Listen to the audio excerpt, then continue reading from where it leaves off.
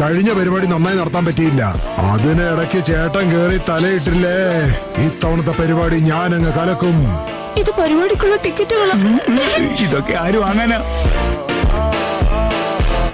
നിനക്ക് തന്നെ പോയി ചെക്ക് ചെയ്താൽ എന്താ? ഞാൻ വല്ലാതെ ടയർഡായി, അതുകൊണ്ടല്ലേ. നീ മാത്രമല്ല, ഞങ്ങൾ എല്ലാവരും ടയർഡാ.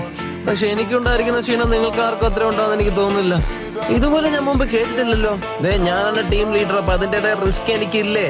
അതിനിപ്പോ നിന്നെ ഇവിടെ ആരെ ലീഡർ ആക്കിയേ? ഓക്കെ, ഞാനെന്നാ ഇനി ചൂണ്ടി എറിയട്ടെ.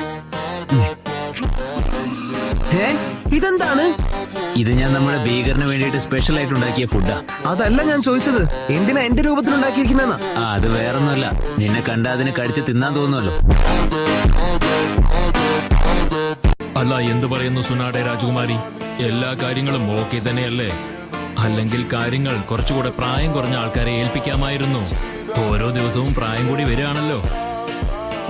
നിങ്ങളുടെ കാര്യം മാത്രം പറഞ്ഞാൽ മതി. എന്റെ കാര്യമൊക്കെ ഞാൻ തീരുമാനിച്ചോളാം.